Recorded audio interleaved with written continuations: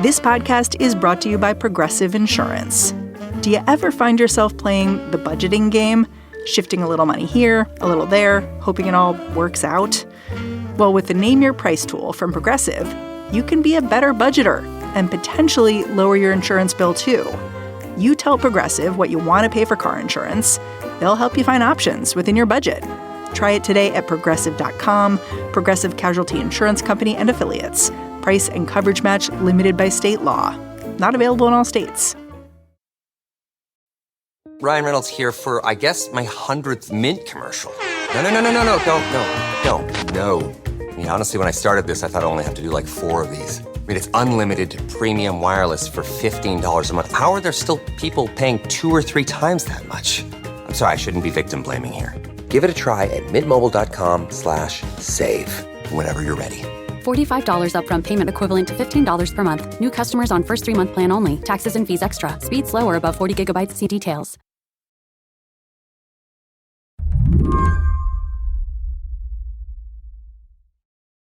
For those of you who are not in a newsroom, allow me to explain what it's been like over the last couple of weeks. You'll be sitting there, working on some interview or bit of writing, and then the push notification will roll in. There will be some new nominee for Director of National Intelligence, like Tulsi Gabbard, or a nominee for Secretary of Health and Human Services, like RFK Jr. And you'll think, oh yeah, I remember what this is like. I told David Dayen from over at the American Prospect that these cabinet appointments feel like a blizzard, and we're getting snowed in. I was going to call it a blitz, but I didn't want to go German. I've also called it shock and awe, which seems kind of gross, but also accurate. Like, it's meant to freak everyone out, I feel like, and just be like, don't mess with me. To David, for a little while, Donald Trump's cabinet picks seemed sort of normal. You had Marco Rubio going to the State Department, for instance. Right. And then the Matt Gaetz thing hit. And I think that has sent people spinning in a far different direction. Former Congressman Matt Gaetz, who has been accused of sex trafficking and having sex with a minor, is nominated for Attorney General. And it's not like he's the only nominee facing sexual assault allegations. Prospective Defense Secretary Pete Hegseth was accused of sexual assault in 2017. He says he's innocent, but he paid the woman off anyway. Trump is relishing the chaos.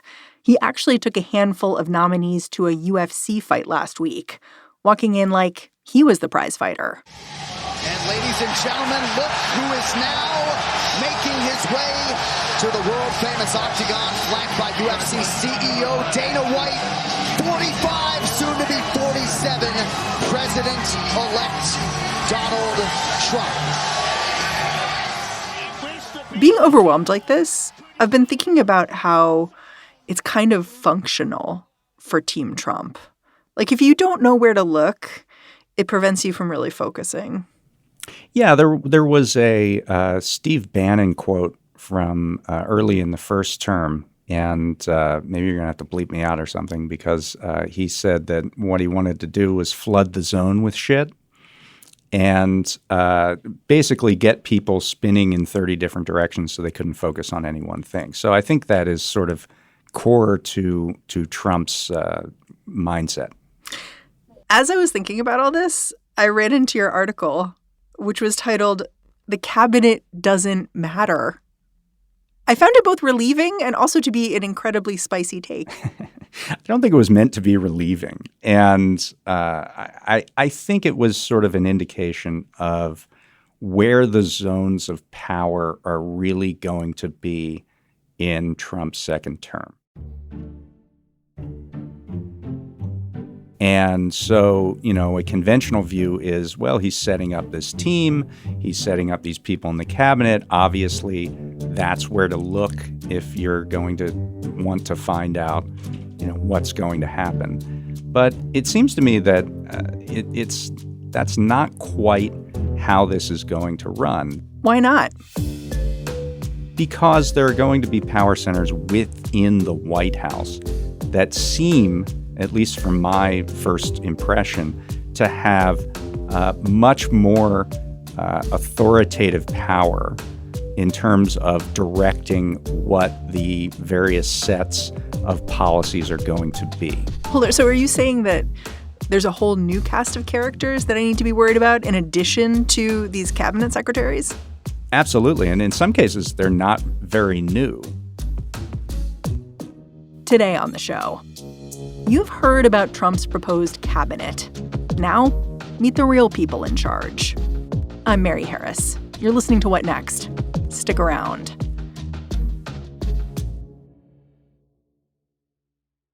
This show is brought to you by Discover.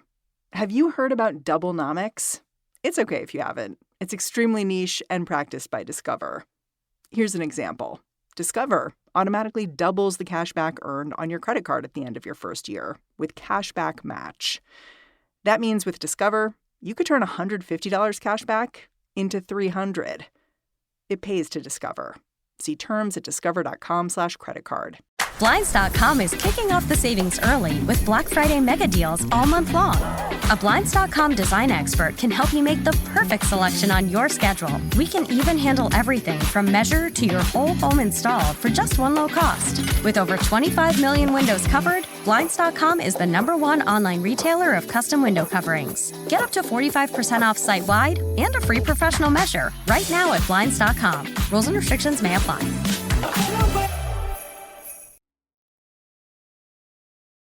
My sense from reading your article is that you're arguing that the cabinet is going to essentially be a bunch of talking heads, but other people, White House czars, are going to be making policy. Why not let the cabinet make policy? Or on the flip side, why not just put the czars in the cabinet? Like, I don't get the utility here. So there are a number of reasons why, if you're Donald Trump, you might think it's more advantageous to have the key directors of policy right in the White House rather than at the agencies. One of the things that frustrated Trump during the first term was the ability for bureaucrats to essentially counteract his policies and his directives. Does being a cabinet member give you some kind of power that means you can more functionally override a president? I would say that the cabinet agencies are much more sprawling and they have much more bureaucracy and they have at least a patina of independence to them, especially in things like the Justice Department where they are, supposed to be independent of the president. Now, obviously, Trump is putting in a lot of loyalists who are willing to do his bidding and carry out his policies, but having the key decision makers right in the West Wing just gives Trump more of a centralized power base than if he were to farm it out to agencies that have their own staffs and their own bureaucrats and their own civil service personnel. I think what you're saying is the cabinet secretaries have to go home at the end of the day. And when they get there, there's like hundreds of lawyers and people who have their ear. And so even if they're loyalists to the president, they're going to be hearing a whole lot of contradictory information, and you just never know what that means. I think that's right. And there are other reasons why you would want to centralize power if you're Trump. A lot of these cabinet agencies have their own media beats, and information might leak to them and get out in ways that are disadvantageous to the president. The specific kind of bureaucrats that have to carry out specific policies might be something where they can frustrate or distort a policy in some way. There are Freedom of Information Act authorities where people can get information from independent cabinet agencies. They can get it from the White House too, but it's a lot easier for Trump to say, no, I'm not going to give it to you if it's coming out of the White House rather than coming out of a separate agency. So there are a number of different reasons why centralizing power seems to be an animating impulse for Trump right now. And a czar does not have to go in front of the Senate and do a tap dance and say all sorts of things and make all kinds of promises.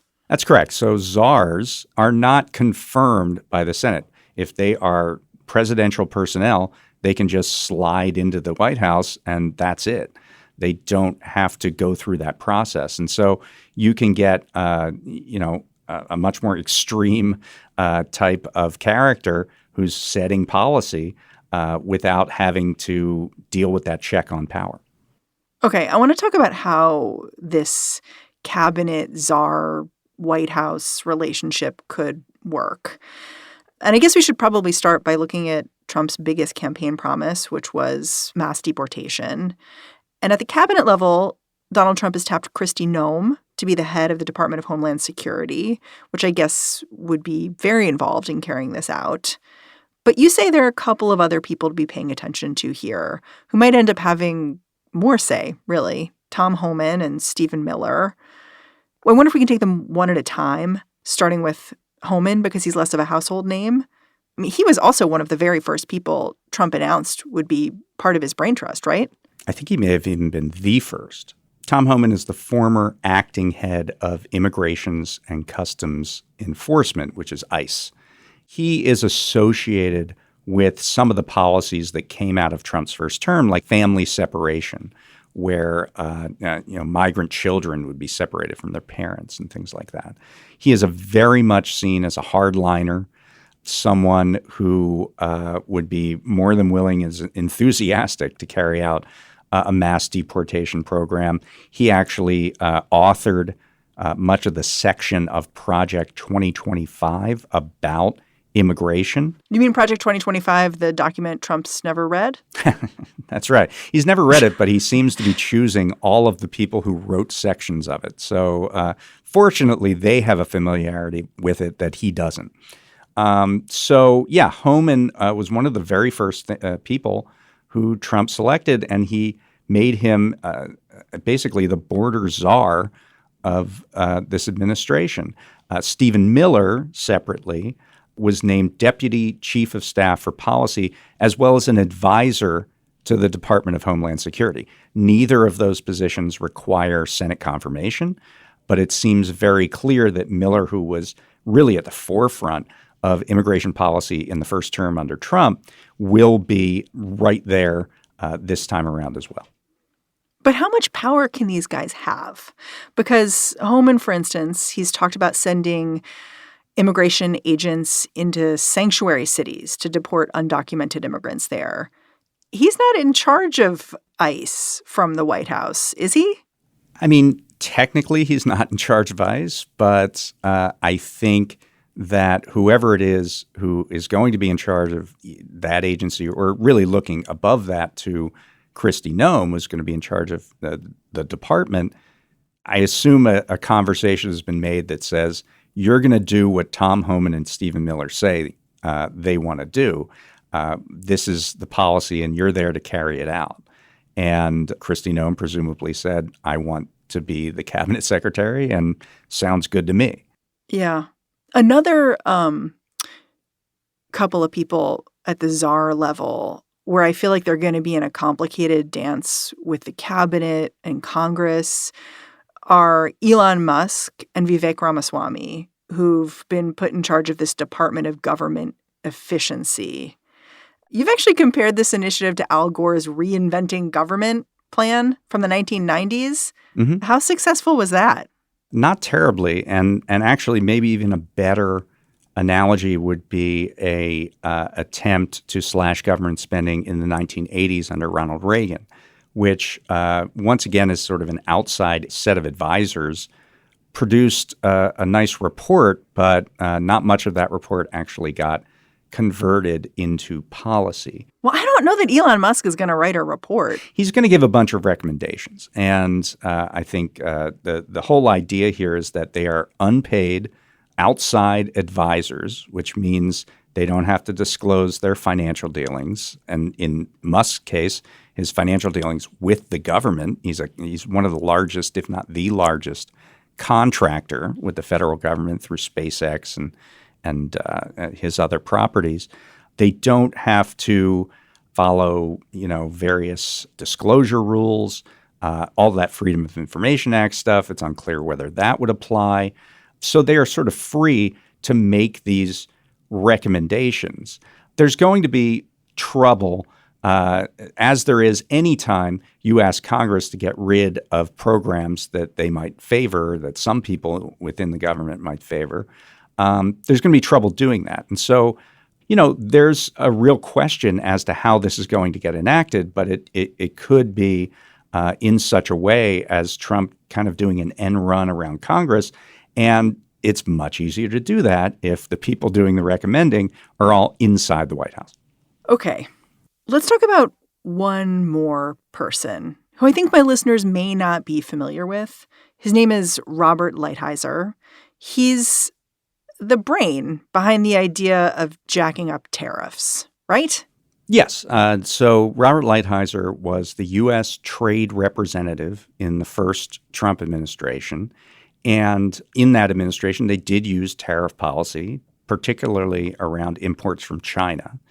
There is a sense that Trump wants to go much bigger on tariffs in the second term, not just punitive tariffs against China, which could be as high as 60%, but across the board tariffs. The idea here is to encourage domestic manufacturing of goods and services. Lighthizer has not been made a czar yet, right? So what are the indications that he's going to be riding along at the White House? There's a really interesting fight going on right now, and the center of it is the Treasury Department. So Trump wants two things that are kind of incompatible. He wants to choose a Treasury Secretary that everybody on Wall Street will like, so stocks will go up. But he also wants to do these tariff policies, which Wall Street really doesn't like. There are beliefs that this will just raise the cost of imports, including imports that cannot actually be made in the United States, like bananas or coffee, and it will make everything more expensive. And so how do you do this? He's picked a lot of options for Treasury Secretary who are all basically Wall Street guys to satisfy the first objective. But those individuals might not want to do the tariff policy, which would be the second objective. And so he's trying to find a middle ground here. Lighthizer may become that middle ground, pick somebody at Treasury who has the respect of investors, but then put Lighthizer in as this sort of trade czar inside the White House, who would then direct tariff policy from there. Now, this is a situation where, if you have a loyalist like Kristi Noem, she's going to carry out the White House's immigration policy. If you have someone like Scott Bessent, who is one of the people who's been named as a possible Treasury Secretary, or if you have Howard Lutnick, who is from Cantor Fitzgerald, which is a Wall Street firm. That's Elon Musk's choice. Yeah. So if you put them there, they might not want to do the Lighthizer-directed tariff policies, and they would have a lot more authority to kind of block that. This is where the sort of czar strategy maybe meets its end, right? There are limits to it, to what you can do directly out of the White House, because you have to ultimately rely on people to execute it. After David and I spoke, reports bubbled up that Trump plans to nominate Howard Lutnick for Commerce Secretary. That Treasury role is still up for grabs. More on the czars and their cabinet counterparts after the break.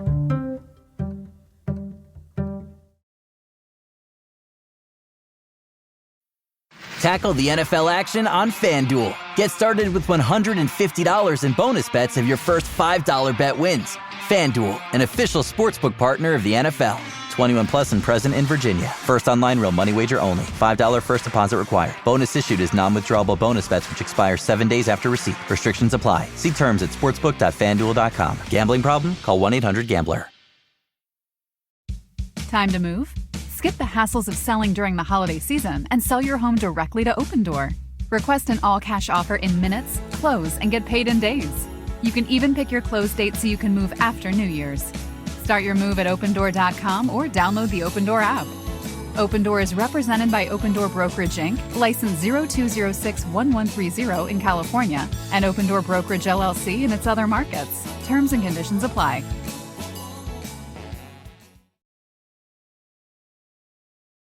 Okay, we've reached the portion of the programming where I want to push back a little bit on your idea that the cabinet secretaries don't matter. I don't know anything, really, so I'm sure that you'll be right.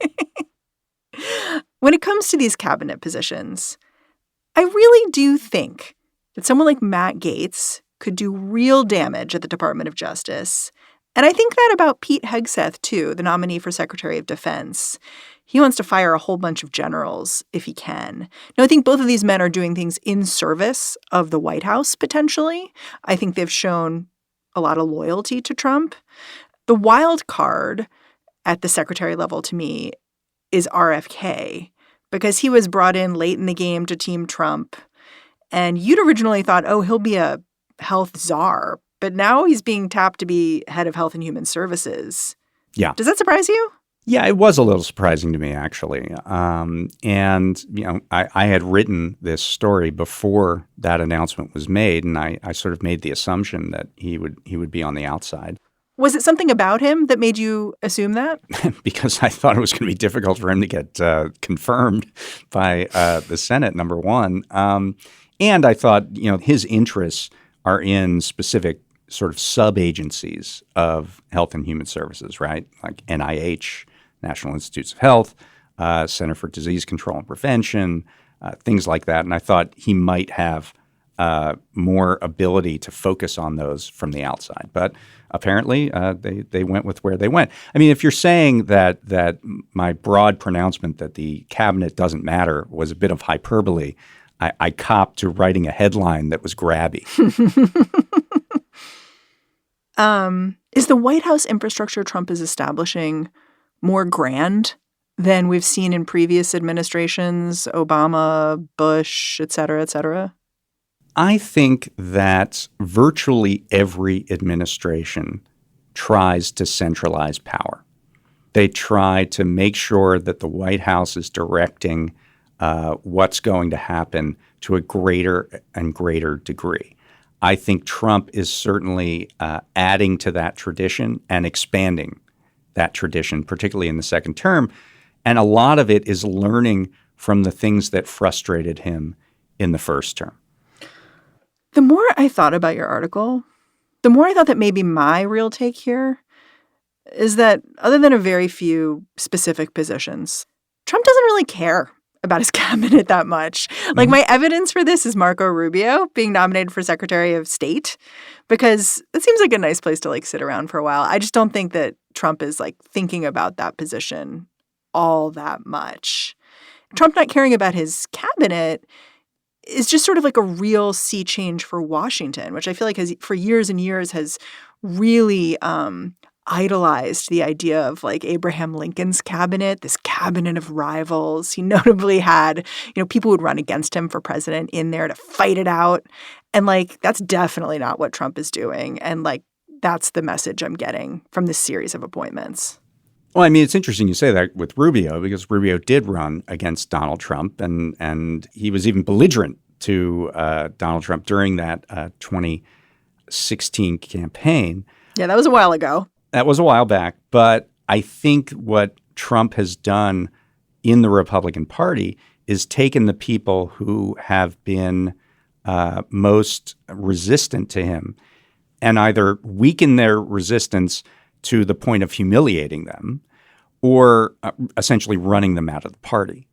And so, you know, I think what's being done with Rubio there in particular is he falls on the humiliation side of that line, right? And he's been willing to abase himself enough that Trump then gives him a position that has a name and, a nice office and everything. But, you know, I think you're right to be wary of the idea that he would have any power in that actual position. And so, you know, Trump has built this sort of cult of personality around himself. And it's not surprising that he would keep the power close within the White House rather than strewn about through cabinet agencies who could then maybe outshine him or, be the go-to for the media or for television appearances. Trump wants to be the show, right? It might be useful to just be really clear about what we're pointing at right now, which is that Trump is assembling what some have called soft autocracy. Is it worth defining that term for our listeners and talking about what it really means? I mean, I don't know that I'd use the word soft. The kind of government that we're seeing is one that, you know, dictates policy on high, takes the checks and balances in our system and attempts to either throw them out or circumvent them in various ways. Trump has said already that if you don't get my cabinet selections appointed fast enough, Congress should recess. And I will do it personally.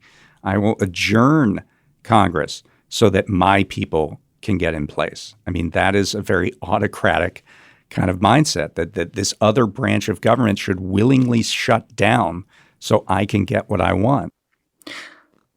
Is there a chance that the White House czars we've been talking about are bigger wild cards than you imagine for Trump?